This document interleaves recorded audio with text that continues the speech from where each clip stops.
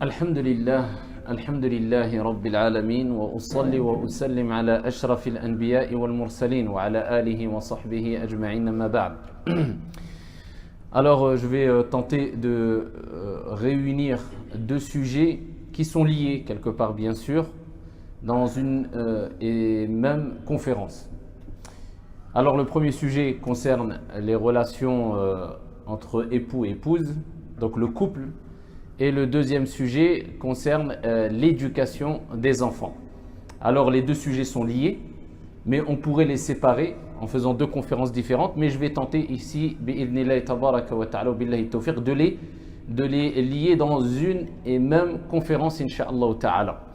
Alors en guise d'introduction, il est important de savoir que, alors malheureusement, certaines personnes, quand on parle de couple réussi, ou bien d'éducation réussie, eh bien, ils pensent que cela concerne simplement le fait de se lier exclusivement aux pratiques cultuelles.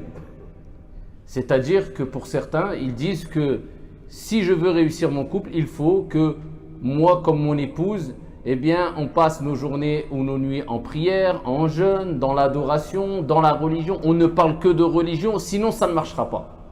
Et pareil pour l'éducation des enfants. Certains pensent que pour réussir une éducation, eh bien, il faut simplement inculquer à l'enfant, savoir comment prier, comment jeûner, comment faire le pèlerinage, et parler exclusivement que de pratiques cultuelles de religion.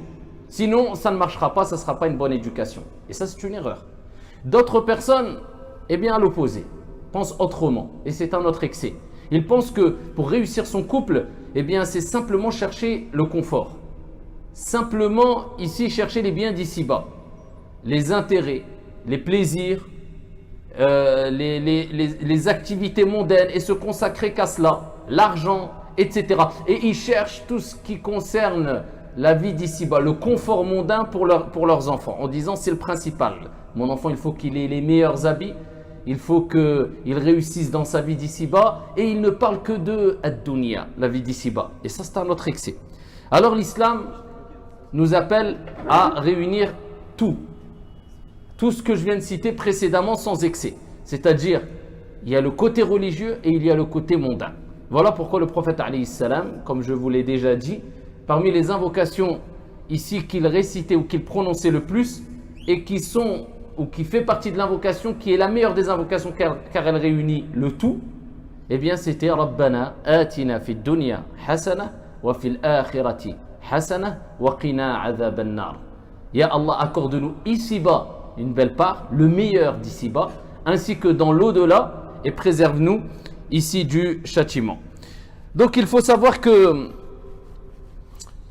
si on veut réussir notre vie de couple, surtout à notre époque, où malheureusement les divorces, où le divorce est devenu chose banale, pas que chez les musulmans, chez les musulmans et dans d'autres communautés aussi, eh bien malheureusement, quand aujourd'hui, lorsqu'on sait qu'aujourd'hui c'est devenu une mode quelque part, alors qu'à une certaine époque ça rendait les gens gênés, le fait de divorcer. Nos parents, nos grands-parents, quand on entendait parler de divorce, c'était même pour nous enfants, c'est quelque chose qui était choquant, qui était un peu étonnant.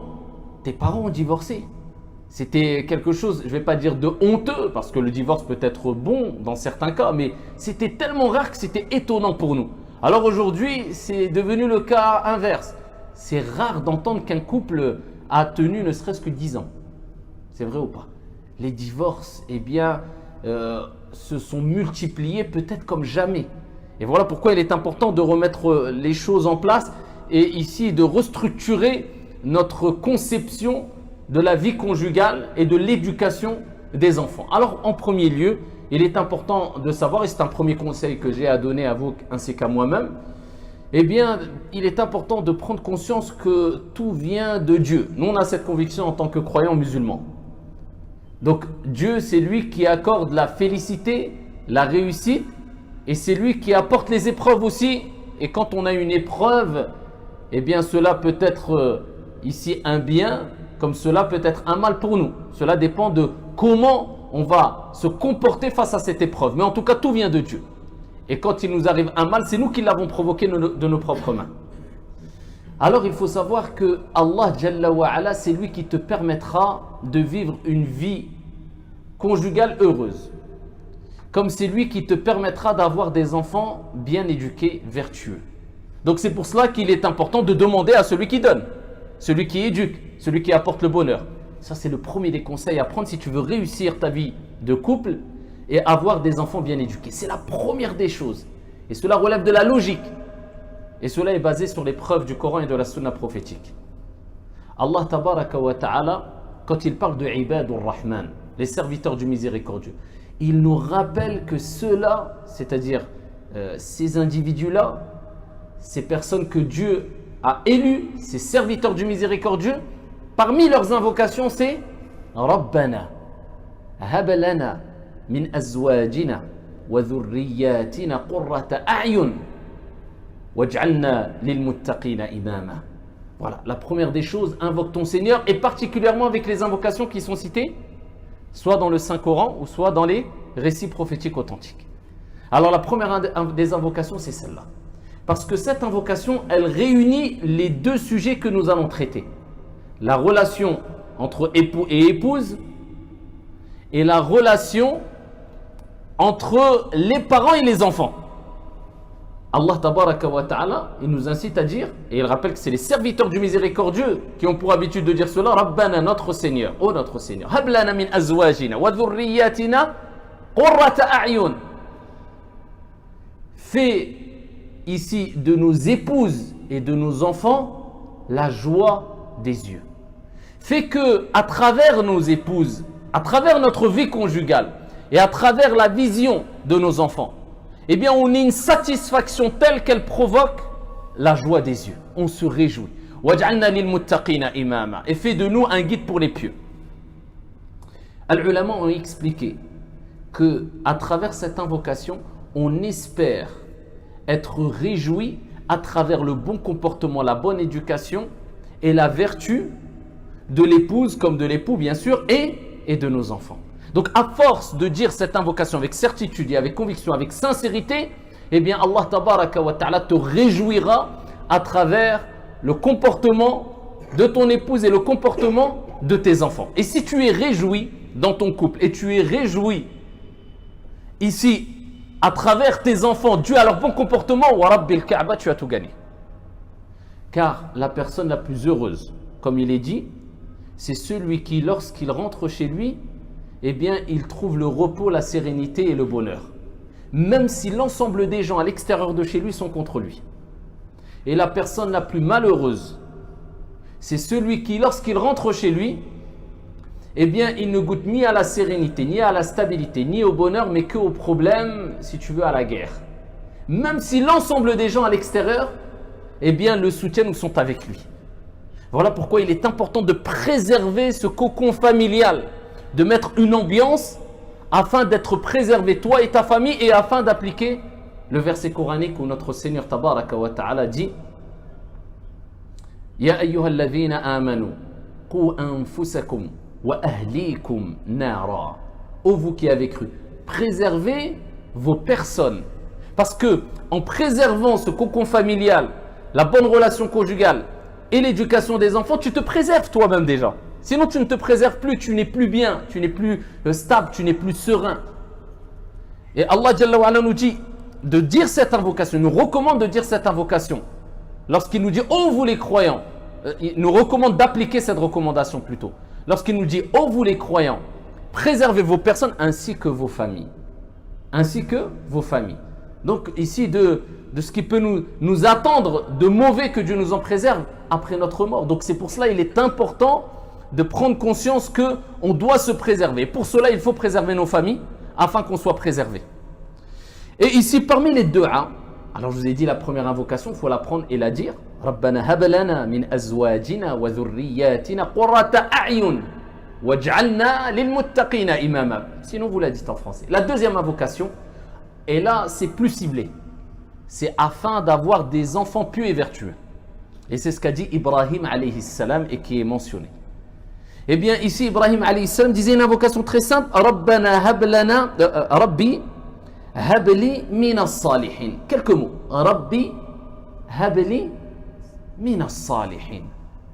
Ibrahim alayhi salam, il disait, Seigneur, fais-moi don d'une progéniture d'entre les vertueux. Et donc, vous voyez ici, même dans la première invocation que je vous ai citée précédemment, on demande à Dieu, pas des enfants simplement, mais une descendance. Donc ne demande pas à Dieu de t'accorder des enfants pieux simplement, des enfants vertueux, des enfants respectueux, des enfants bien éduqués. Non, une descendance. Ainsi tu invoqueras en faveur de tes enfants, de tes petits-enfants, etc. Et cela jusqu'à la fin des temps. Et voilà pourquoi quelquefois on ne comprend pas. Un enfant peut se retrouver dans une famille où tout le monde est, comme on dit à l'ouest, tout le monde est loin. Mais lui, il sort du lot. Rabbana peut-être, c'est une invocation qui a eu un impact sur lui de son arrière-arrière-arrière-grand-père. On ne sait pas, Allahu a'lam. Invoque pour que Dieu te donne, et voilà pourquoi Allah dit Rabbana hab lana min azwajina wa dhurriyyatina. Dhurriyyatina, c'est pas tes enfants, c'est ta descendance. Tu demandes à Dieu qu'il y ait une réjouissance à travers ta descendance. Donc demande, ya Allah, accorde-moi non pas des enfants pieux, mais une descendance pieuse et vertueuse. Seigneur, fais-moi don d'une progéniture d'entre les vertueux. Rabbi habli min as-salihin. Comme disait Ibrahim alayhi salam. Alors maintenant, reprenons maintenant les choses dans l'ordre. Nous avons parlé de manière générale en guise d'introduction, mais si nous voulons parler d'éducation des enfants, de bonne éducation, eh bien, il faut déjà que la base soit bonne, c'est-à-dire le père et la mère, le couple, les parents. Car les bonnes terres donnent la bonne végétation et produisent les bons fruits par la permission d'Allah Jalla wa Ala, bien que tout vient de Dieu. C'est pour ça que Ar-Rabb s'appelle Ar-Rabb aussi, qui nous renvoie vers Al-Murabbi, celui qui éduque. Et voilà pourquoi il est important de souvent invoquer Dieu en disant Rabbana, Ya Rabb, parce qu'à travers ce nom d'Allah Jalla wa Ala, on espère que Dieu nous éduque et nous donne le mieux afin qu'on ait une bonne éducation, l'éducation de l'âme. Voilà pourquoi même dans les invocations, et les deux invocations que je vous ai citées précédemment, eh bien, on commence par le nom d'Allah qui est Rabb. Rabbi habli min as-salihin et Rabbana hablana min azwajina ila akhiri. Donc c'est Dieu qui éduque, la preuve en est. Le prophète alayhi salatu wassalam lui-même, Alam yajidaka yatiman fa'awa. Ne t'a-t-il pas trouvé orphelin? Il t'a accueilli. Allah tabaraka wa ta'ala nous a rappelé à travers la biographie prophétique, à travers la jeunesse, à travers l'enfance du prophète alayhi salatu wa salam, que c'est Allah qui éduque et tout vient de Dieu. Et Dieu guide qui il veut et il égare qui il veut. Le prophète alayhi salam, eh bien ici, il n'a même pas connu son père et ici, il a eu sa mère qui est décédée alors qu'il était encore enfant. Il a été orphelin.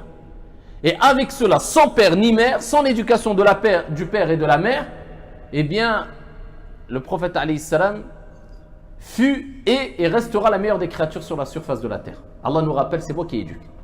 Donc les parents ne sont que des causes. Et al-asbab la tanfa' wa la tamna' illa bi musabib al-asbab. Les causes ne peuvent profiter en rien, ni nuire en qui que ce soit, ou en rien, sans celui qui met les faits dans les causes, Allah. Donc toujours Allah, je reconnais que c'est toi. Tout vient de toi, mais moi, je suis une cause et j'espère que tu vas m'utiliser dans le bien.